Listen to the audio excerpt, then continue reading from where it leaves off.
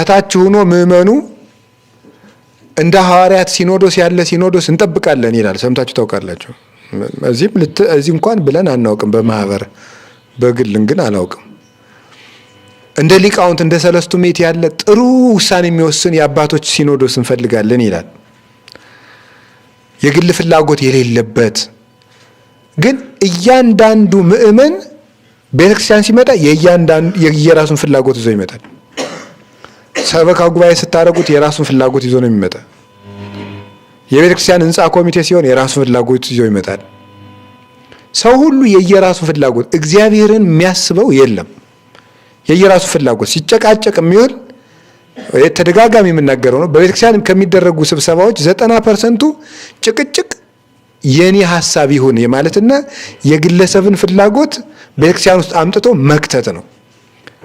እግዚአብሔር ከዚህ በላይ የሚጠላው ነገር የለም።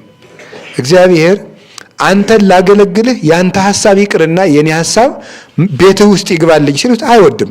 ትልቅ ነገር ለምን አንሰራም? አሁን ለምሳሌ አንድ ጥያቄ ልጠይቃችሁ። ቅዱስ ጴጥሮስ ጌታ ልሞት ነው ሲል ምን አለው?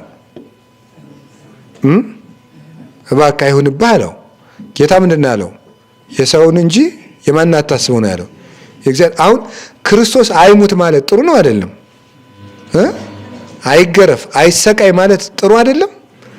ጥሩ ነው። ግን ይኸው የእግዚአብሔር ሐሳብ መሞት ከሆነስ እንዲሞት ከሆነስ የሚሻለው የማን ይሻላል? እስኪ ንገሩ። እኛ የመረጥነው ህይወት ወይስ እግዚአብሔር የመረጠው ሞት ነው የሚሻለው? እግዚአብሔር የመረጠው ሞት እጅግ ይሻላል።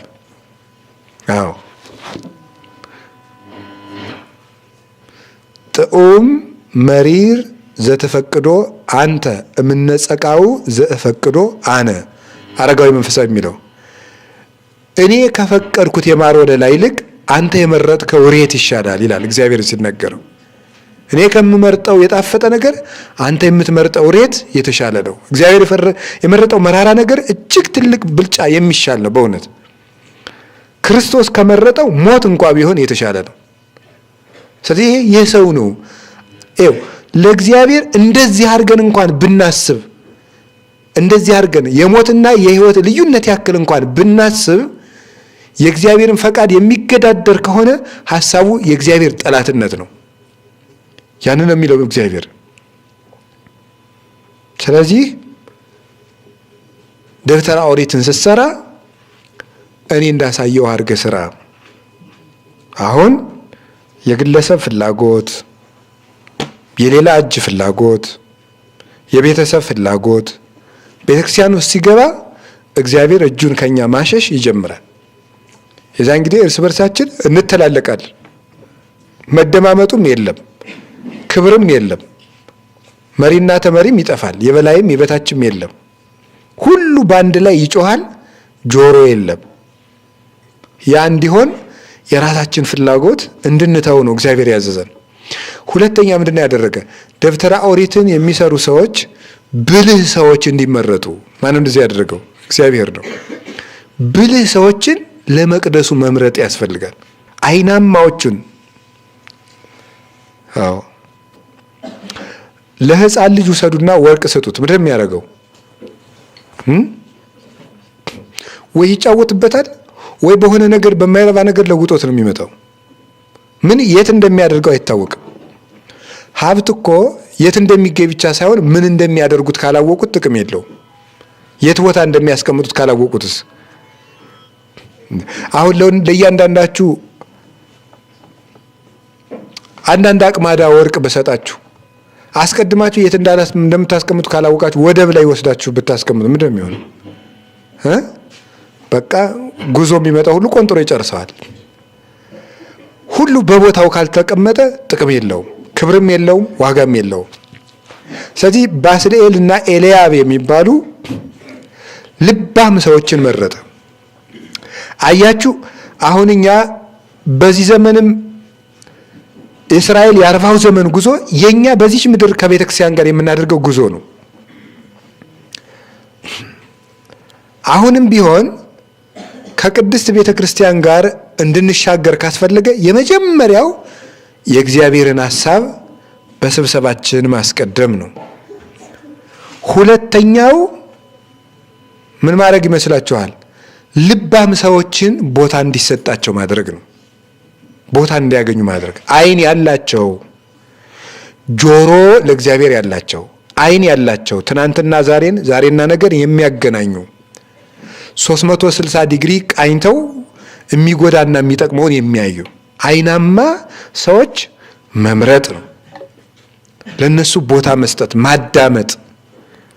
ሲናገሩ ልብ ያላቸው ሰዎች፣ ዓይን ያላቸው ሰዎች እኛ ያላየነውን ያዩ ሰዎች ሲነግሩን መተቸት ፈልጋችሁ ነው፣ መቃወም ፈልጋችሁ ነው ከማለት ይልቅ ወደ ኋላ ዞር ብሎ ማዳመጥ። እንዳሉት መሰል ይባላል። ሰሎሞን እኮ ባልንጀራ በገሰጸህ ጊዜ ወደ ኋላ ተመለስ ያለው ይሄንን ነው። እንዳሉት መሰል እስኪ ራስህን እይ ማለቱ ነው። ራስህን እይ። ሁልጊዜ ልክ አትልም። በራስህ ዓይን ጠቢብ አትሁን ነው። በራስህ ዓይን እና ልባም ሰዎች ቦታ ያጣሉ። የሚሰማ የለም። አፈቀላጤ ነው አሁን የሚደመጥ በቃ የሚሰማ የለም። ሁሉ በቃ ይጮሃል። ልባም ሰው የሚሰማ የለም። አሁን አባቶቻችን መናገር አቆሙ። እንዲያው ከመሆን እንደኔ ያለ ለፍላፊ ነው እንጂ አሁን ትልልቅ አባቶች መስበክ ሁሉ እኮ ጠልተዋል። ታውቃላችሁ አይደል? ኧረ ለምን ነው የምንናገረው ብለው ሻል ያሉት አሁን ውዳሴ ማርያም እየደገሙ ነው እንጂ በየዋሻው እየሄዱ ወጥቶ የሚሰብክ የለም። ያው እኛ እንግዲህ ቅሪቶቹ እየለፈለፍን ነው እንግዲህ ሁሉንም እግዚአብሔር ያውቀዋል። ስለዚህ ምንድን ነው መሆን ያለበት? ለሚናገሩ አባቶች ጆሮ መስጠት። ይሄ ትልቅ ነገር ነው። አሁን እንደ ቤተ ክርስቲያን እንድናልፍ ነው የምነግራቸው ያለ። ተጓዦች ነን፣ የከነዓን መንገደኞች ነን።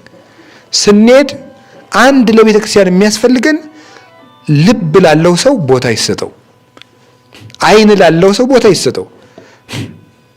ለማንኛውም ግን ቤተክርስቲያን ውስጥ ናችሁ ስልክ ቢደወል እንዳታነሱ። አዲስ አበባ ሀገረ ስብከት አንድ የሚያስመሰግን ውሳኔ አምና ወስኗል። ምንድን የሚል ነው? ቤተክርስቲያን ውስጥ ማንም ሰው ስልክ ይዞ እንዳይገባ ውሳኔ ተወስኗል። ካህናት ማለት ነው። መቅደስ ውስጥ ስልክ ይዘው እንዳይገቡ። እውነት ነው፣ የእግዚአብሔር ሰዓት ስለሆነ። ቅዳሴ ላይ ሰምታችኋል። ዝውዕቱ ምንድን ነው ጊዜ? ይሄ የምስጋና ጊዜ ነው። ይሄ የምስጋና ጊዜ እግዚአብሔርን የምናመሰግንበት ነው። ጊዜ ሰብሖቱ ለመድኃኒነ መፍቀሬ ሰብ ክርስቶስ፣ ሰውን የሚወድ ክርስቶስን የምናመሰግንበት ጊዜ ነው። አሁን ሌላ ጊዜ ለሌላ ጉዳይ እድል ፈንታ የለውም። እዚህ ቦታ የለም። አሁን ክርስቶስ የሚመሰግንበት ጊዜ ነው ተብሎ የሚነገረን ለዚህ ነው። ቅዳሴው ላይ አዋጅ ተደርጎ ወደ ጉዳዩ ስመልሳችሁ አሁን የኦሪቱን መቅደስ ለመስራት የድንኳኗን መጀመሪያ የሰማዩን ማየት፣ ቀጥሎ ልባም ሰው መምረጥ፣ ሶስተኛ ምንድን ነው ያደረጉት? ሰው ሁሉ ያለውን እንዲያመጣ። እስኪ ሰው ሁሉ ያለውን እንዲያመጣ ብሎ ምን አላችሁ? ሰው ሁሉ ያለውን እንዲያመጣ። ሰው ሁሉ ያለውን እንዲያመጣ ማለት ምን ማለት ነው? የእስራኤል ልጆች እያንዳንዳቸው ልክ ከወርቅ ሳጥን ባይኖራቸው እንኳን ምናቸውን ይዘው ይመጣሉ? ጉትቻ፣ የወርቅ ጉትቻቸውን፣ የወርቅ አምባራቸውን፣ የብር ጉትቻቸውን ይዘው እንዲመጡ አደረጋቸው። ሰው ሁሉ ያለውን ይዘው እንዲመጣ ማድረግ ማለት ነው የምእመናን ሁሉንም ጸጋቸውን ወደ ምን ማምጣት ነው? ወደ ቤተክርስቲያን ማምጣት ነው። ትልቅ ወርቅ ወቄት ያመጣም ይቀበላል። ጉትቻን ይዛ ብትመጣም ይቀበላታል ሙሴ። የአንገቷን ማርዳ ብታመጣ ይቀበላታል። የሚጣል የለም ነው። ምን ማለት ነው? የማያስፈልግ ክርስቲያን የማያስፈልግ መክሊት የለም ነው። የምእመናንን ሁሉንም ጸጋቸውን ወደ ተግባር መለወጥ ያስፈልጋል።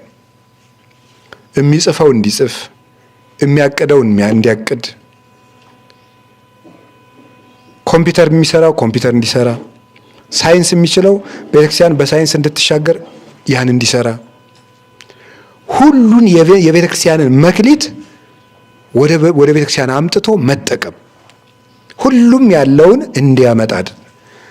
የማያስፈልግ ሰው ለቤተክርስቲያን የላትም። ልንገራቸው፣ እገሌ ለቤተክርስቲያን ወሳኝ ሰው ነው እና እገሌ ደግሞ የለም። ይህን የምታዩት በምንድን ነው? በምን የምታዩት? ዘመኗን ሁሉ በኃጢአት የጨረሰችው ሴት ለክርስቶስ አስፈላጊ አልነበረችም? ናት አይደለችም? ናት። ምናልባትም 3 ዓመት ሌት ተቀን ብርሃን እያሳየ ከሰበካቸው ደቀ መዛሙርቱ ይልቅ 7 ጋኔን ያወጣላት ማርያም መግደላዊት እጅጉን አስፈላጊ ሰው ነበረች። አያችሁ፣ ጋኔን የሰፈረባትን የዘማዊቷን ሰውነት አምጥቶ ክርስቶስ ለክብር ተጠቀመበት። አመጣትና ለሐዋርያት የትንሣኤውን ዜና ተሸክማ እንድትሄድ ያደረጋት እሷን ነው። ለክርስቶስ የማያስፈልግ ሰው የለም። ስለዚህ ምን አደረገ? ብዙ ገንዘብ ከሰጡ ሰዎች ይልቅ 2 ዲናር የሰጠችውን ሴት አመሰግናት። ሰምታችኋል አይደለም? አመስግኗል። ጌታ ለምንድን ነው ምርጥ ዕቃውን ብሉይ ኪዳንን ጠንቅቆ የሚያውቀውን የአይሁድን ፍልስፍና የግሪክን ፍልስፍና የሚያውቀውን ጳውሎስን በጠራበት አንደበቱ መረብ የሚጎተተውን ተራውን ገበሬ ማንን ጠርቶታል? ቅዱስ ጴጥሮስን። ምንድነው የሚያሳየን ጌታ እዚህ ውስጥ? በዘመኑ የተማረውን ማቴዎስን በጠራበት ምንም ያልተማረውን ያዕቆብና ዮሐንስን ጠርቷል። ለምንድን ነው ሲባል ለኔ ሁሉም ሰው አስፈላጊ ነው ጌታ በዚህ ያስተላልፈልን። ሁሉም ሰው መጥቶ እኩል አስፈላጊ ይሆናል። እስኪ አንድ ጥያቄ ልጠይቃችሁ። ቤት ስንሰራ ትልልቅ ማዕዘን ላይ የምናስቀምጣቸው ትልልቅ ድንጋዮች አሉ እና ቤቱ እየተሰራ አደገና መሀል ለዚያ ግድግዳው አካባቢ እችን የምታክል ትንሽ ቀዳዳ ተረፈች። የሆነች ድንጋይ መጣችና ወስደን ስንጨምራት በቃ ምንም ሳትዛነፍ ህንፃው ውስጥ በትክክል ተጋጠመች። አሁን ከድንጋዮች ሁሉ አስፈላጊው የትኛው ነው? ሁሉም። ያቺ ብትጎል ምን ይደረጋል? ይናዳል አይደል እንዴ? ይናዳል። ጠጠሯ ታስፈልጋለች። የአንዲት ጠጠር መጉደል ቤትን ያፈርሳል። የአንዲት ጠጠር መጉደል። ስለዚህ ማንም ሰው ለቤተ ክርስቲያን ጠቃሚ ነው ብሎ የልጆቿን እናታችን ቅድስት ቤተ ክርስቲያን አሁን በዚህ ዘመን ማድረግ ያለባት የልጆቿን መክሌት ወደ ቤቷ ማምጣት ነው። ሸክፋ ከነ ልጆቿ ማለት ነው። ሲመጡ ግን ምናቸውን ይዘው ነው የሚመጡ? አንዳንዶቹ ደም እየፈሰሳቸው ነው የሚመጡ። አንዳንዶቹ 7 ጋኔን ሰፍሮባቸው ነው የሚመጡ። ገብቷችኋል? ሲመጡ ዝም ብሎ አይመጡም። ግን ይምጡና ጋኔኑን ታስለቅቀው፣ እግዚአብሔር ያስለቅቀው። የሚፈወሰው ይፈወሳል፣ የሚማረው ይመራል፣ ችኩሉ ይረጋጋል፣ ስሜተኛው ይሰክናል። እንደ ቅዱስ ጴጥሮስ እኔ አልክድም የሚለው ሁሉ ቀስ ብሎ እየሰከነ ይሄዳል። ቤተክርስቲያን ልጆቿን መሰብሰብ፣ ከዚያስ ሁሉንም እዚያ አሁን 7 ጋኔን የሰፈረባት ሰው ተመልሳ እንደዚያ ትሆናለች ብላችሁ አስባችሁ ታውቃለች? ሊመጣላችሁ ይችላል። ለቤተ ክርስቲያን ትልቅ ሹመት ልታጯት ትችላላችሁ። አሁን የሰበካ ጉባኤ ምርጫ ቢሆንና አንዲት 7 ጋኔን የሰፈረባት ሴት ብትሆን ያቺ ሴት ወለተ ማርያም ብትባል ከዚህ ወየኔ ወለተ ማርያም እብድ አይልም ሰው ይላል። እንዲህ ልትሆን ትችላለች ብሎ ጌታ ግን የሆነ ሰው ተመልሶ እንደሚጠቅም ያውቃል።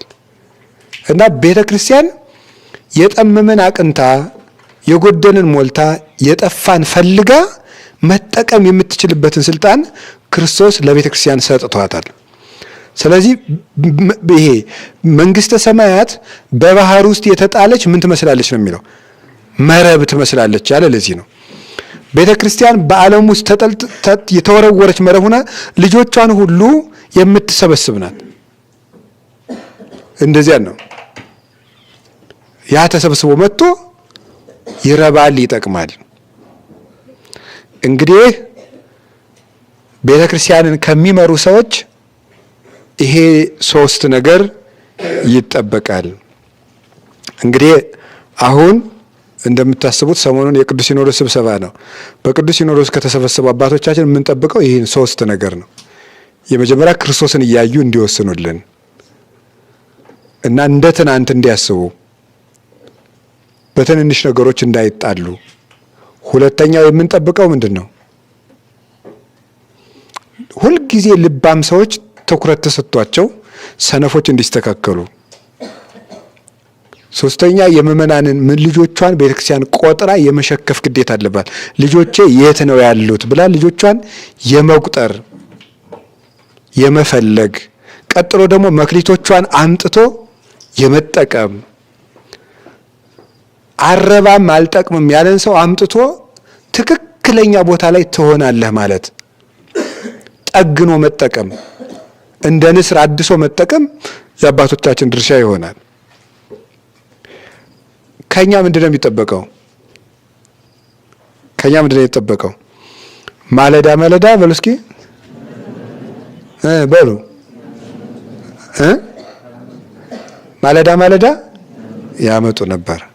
ከኛ የሚጠበቀው ማለዳ ማለዳ ማምጣት ነው። ማለዳ ማለዳ ማምጣት ምንድነው? እቺ ብቻ ተናግሬ ትምህርት ልጨርስ። አሁን በየትኛውም ሰው የተማረውም ያልተማረውም ምእመኑም ከቅዱስ ሲኖዶስ ጥሩ ውሳኔ ይጠብቃል። ሁሉ ጊዜ በየዓመቱ የሲኖዶስ ስብሰባ በመጣ ቁጥር ከኛሳ ምንድነው የሚጠበቀው የሚለው ግን ምንም የለም። ቁጭ ብሎ ምን አባት አለን ነው እንጂ ምን ልጅ አለን ቢሉስ እነሱ እኛ ምን ልጅ አለን ቢሉስ። አሁን እኮ የቅዱስ ዮሐንስ አፈወርቅ እኮ የስብከት ተማሪዎቹ ከዚህ ዘመን የመጽሐፍ መምህር እንደሚሻሉ እርግጠኛ ነኝ። በተለይ የኔ ነሽ የሌላውን የመጽሐፍ መምህር አላውቅም። ታውቃላችሁ አይደል? ዮሐንስ አፈወርቅ እንዲህ ብሏል የምንለው እኮ ቅዱስ ዮሐንስ አፈወርቅ ለሕዝብ የሰበከው ስብከት ነው። አሁን እኛ አጥንተን አልገባን የሚለው ለሕዝብ ማለት ነው። ለምእመናን በአብይ ጾም የሰበከው ስብከት ነው። የዛ ጊዜ ምእመን ከዛሬ መምህር ይሻላል በእውነት። ደግሞ መልሳችሁ ለኃጢአት ምክንያት እንዳይሆናችሁ እና እኛ በተራ መምህር እየተማርን ነው እኛ ያላደግነው እንዳትሉ። መቼም ለቤተክርስቲያን ሊቅ አንሆንም እንጂ ለእናንተ እንኳን ሊቅ ሳንሆን አንቀርም። ገብታችኋል? ለቤተክርስቲያን ሊቅ አይደለንም፣ ለእናንተ እንኳን አናንስም። እውነት ለመናገር ማለት ነው። ለእናንተ የሚሆን ነገር ለማቀበል እንኳን መቼስ እግዚአብሔር ያድናል ለማለት እንኳን አናንስም። መቼም ቸርነቱን ለመናገር እማንሆነው ለቤተክርስቲያን ነው። ስለዚህ ከኛ ምን ሙሴ እነዚህን ሶስት ነገሮች አደረገ። ህዝቡ ውሳ ምን አደረገ? ማለዳ ማለዳ ያላቸውን ያመጡ ነበር። ማለዳ ማለዳ ብሎ አንድ ይውላችሁ ምን ያደርጉ ነበር? ያላቸውን ያመጡ ነበር። እሺ ምንድነው የሚያመጡት? ቀድሜ ነገርኳችሁ። ምንድን ነው? ወርቅ ያለው ወርቅ፣ ብር ያለው ብር፣ ሐር ግምጃ ያለው ሐር ግምጃ፣ ገመድ ያለው ገመድ፣ ሁሉም ያመጣ ነበር። አሁን እዚህ ውስጥ እኛ ምንድን ነው ያለም? ለቤተ ክርስቲያን ይሄንን ዘመን እንድትሻገር ምን ያስፈልገናል? ሁሉም ሰው በድርሻው ያለውን ነገር ይዞ ለቤተ ክርስቲያን እድገት ሊያመጣው ይገባል ነው አንዱ መልእክት። ቤተ ክርስቲያን እንድትሻገር ሁሉም ሰው ያለውን ያምጣ። ሐሳብ ያለው ሐሳብ ያምጣ፣ ዕውቀት ያለው ዕውቀት ያምጣ፣ እቅድ ያለው እቅድ ያምጣ። ዝም ብሎ ከመጨቃጨቅና ቁጭ ብሎ አገር ጥሎ መሄድ የኢትዮጵያ ተረት ነው። ለምን ይበጃል? ለውሸት። ምን ለማለት ፈልጌ ነው? አንዳንድ ጊዜ ምእመንነት ለስድብ ይመቻል እንዴ እላለሁ እኔ። ከቃሉ ጋር ናችሁ? ምእመንነት ለስድብ ይመቻል እንዴ? እኔ ምእመን ሁኜ ነው እንደዚህ ያጣተኛ መሆን፣ እንደው እናንተ አታፍሩም ይላል።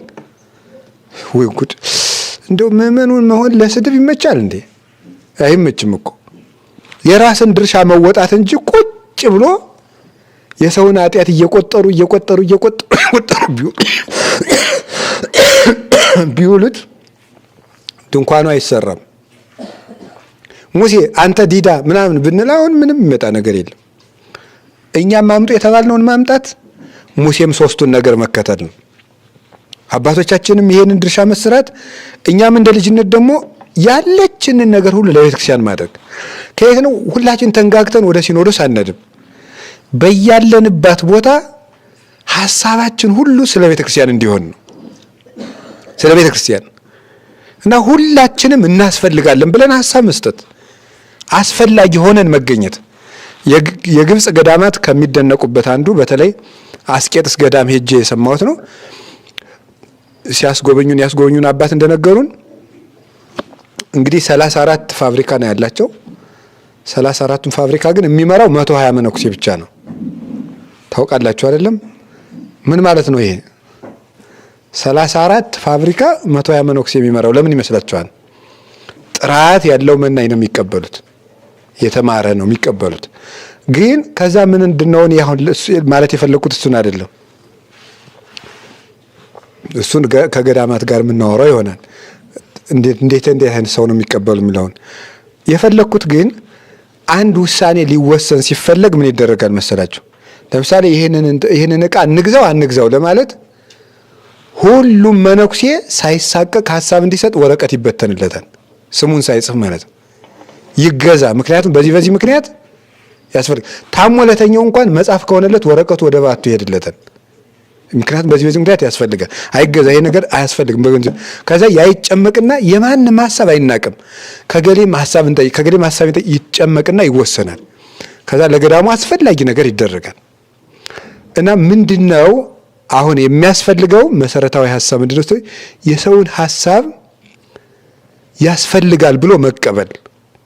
እያንዳንዱ ሀሳብ ወርቅ አለው እና እኛም ያችን ይዘን መምጣት ያለችንን ቁጭ ብሎ ራቅ ብሎ ዝም ብሎ ጉንጭን ከእጅ ላይ ጭኖ ቤተክርስቲያንን መተቸት ቤተክርስቲያንን የትም አያደርሳትም። አባቶቻችን እንዲወስኑ ማድረግ፣ እኛ ደግሞ የድርሻችን ይዘን ቤተክርስቲያን መምጣት። አሁን የምናመጣው ነገር ምንድን ነው የምናመጣው? እስኪ ያለንን በሉ። በቃ ያለንን ሀብት ካለን ሀብት እናመጣለን፣ ጤና ካለን ጤና፣ ጉልበት ካለን ጉልበት። በቃ ሁሉ ከሌለስ እኛን ይዘን መምጣት። ቤተ ክርስቲያን ውስጥ የኔ ብለን መገኘት፣ ዳር ተመልካች አለመሆን ነው የሚያስፈልገው። ከዚያሳ የምናመጣውን ነገር መቼ እናምጣው በሉ። ማለዳ በሉ። ጉዳዩ ያለ እዚህ ውስጥ ነው። ማለዳ ማምጣት ማለት ምን ማለት ነው? ማለዳ ይዞ መምጣት ማለት ዋናው ነገር እግዚአብሔርን ማስቀደም ማለት ነው። ማለዳ ማለት ቅድሚያ ማለት ነው አይደለም እንዴ? ጠዋት ማለት ቀደም ብሎ ማለት። ማለዳ ማለት ከየትኛውም ጉዳያችን በፊት የእግዚአብሔርን ቤት ማስቀደም፣ እሱ ነው ማለዳ ማለት። ማለዳ ማለት ቅድሚያ ማለት ነው። ከየትኛውም ጉዳያችን በፊት የእግዚአብሔርን ቤት ማስቀደም፣ ከምንበላው ከምንጠጣው፣ ከረፍታችን፣ ከኑሯችን፣ ከጉልበታችን፣ ከጊዜያችን የመጀመሪያ ሊሰጠው የሚገባው ማን ነው? እግዚአብሔርን። አሁን ሰው ግን ለእግዚአብሔር የሚሰጠው የተረፈውን ጊዜ ነው። የተረፈውን መስጠት አቅቶትም እየተሰቃየ ነው። ቅድሚያ ለእግዚአብሔር። የበኩር ልጆቻችሁን ስጡኝ ያለ እግዚአብሔር ለምን ይመስላችኋል? የበኩር ልጆቻችሁን የሚለው ለምንድን ነው? ትልቁን ነገራችሁን መጀመሪያ ለማን ስጡኝ ነው? ለእኔ ስጡኝ ነው እግዚአብሔር የሚለው። ምክንያቱም እሱ የሚሰጠን ሁልጊዜ የእሱ የመጨረሻ ውድ የሆነውን ስጦታ ነው የሰጠን። የመጀመሪያው ለምሳሌ መልኩን አልሰጠንም። እሱ የመጨረሻ ትልቁን ነው የሚሰጠን። ለእግዚአብሔር ርጋፊ፣ ትራፊ፣ ፍርፋሪ አይደለም የሚሰጠው። ለእግዚአብሔር የመጀመሪያ ነው የሚሰጠው። ከዚያሳ ደግሞ ሁለተኛ የመጨረሻ እግዚአብሔር ወዶ የሰጠን ትልቅ ስጦታ አለ። አብ የሰጠን ምኑን ነው? ልጁን። ወልድ የሰጠስ ምኑን ነው? ራሱን። ስለዚህ ለእግዚአብሔር የሚወደድ የመጨረሻ ነገር የሚሰጠው አብርሃም የሚወደውን ልጁን እንደሰጠ ማለት ነው። እና ከጊዜም ምቹውን ሰዓት ለእግዚአብሔር መስጠት። ሰዓታችን በምንፈልገው ነገር አባክነን የተረፈውን ለእግዚአብሔር አይደለም የሚሰጠው። ምቹ ሰዓት ለእግዚአብሔር ነው። የበረታው ጉልበታችን ለእግዚአብሔር መሰጠት አለበት። እሱን ነው ልጄ ሆይ ልብህን ስጠኝ አለ። ምን ስጠኝ ነው ያለው? ልብህን ስጠኝ የተባለ ምንድን ነው? በእስራኤል በጣም አስፈላጊ አካል ተብሎ የሚታወቀው ምንድን ነው? ልብ ነው። ስለዚህ ዋና ነገራችንን ሁልጊዜ እግዚአብሔር ይፈልጋል። ዋና ነገራችንን እና ቅድሚያ ለእግዚአብሔር። እስቲ ቅድሚያ ለእግዚአብሔር በሉ እንጂ። ቅድሚያ ለሐሳባችን፣ ቅድሚያ ለፍላጎታችን። ስብሰባ ተሰብስበን ስንናገር ራሱ ቅድሚያ ለማን ተናገሩ? ለእግዚአብሔር ነው። ማለዳ ማለት እግዚአብሔር እስቲ ይቅደም ነው። እኛ ከምንቀድም፣ ዘመዶቻችን ከሚቀድሙ፣ ፍላጎታችን ከሚቀድም፣ ክብራችን ከሚቀድም፣ ተደፈርኩ ባይነታችን ከሚቀድም እግዚአብሔር መጀመሪያ ይሁን። እኛ መጨረሻ እንምጣ እስኪ። እግዚአብሔር ምንም እኮ ይታስ እግዚአብሔርን እኔ ትዝ የሚለን ቤተክርስቲያን ስንሄድ ነው መሰል የሆነ ውይይት ስናደርግ የሆነ ነገር ስናደርግ ውሳኔ ስንወስን እንዲሁም ማን ትዝ ብሎት ኧረ እግዚአብሔር ተብሎ ቢጠራ ራሱ ተው፣ እሱን ተው፣ ቆይ ኋላ እንነጋገራለን። ታምር ነው እናቴ። እንዲያው ሰው እኮ እናቴ ደስ የሚል ነገር ነው እንዲያው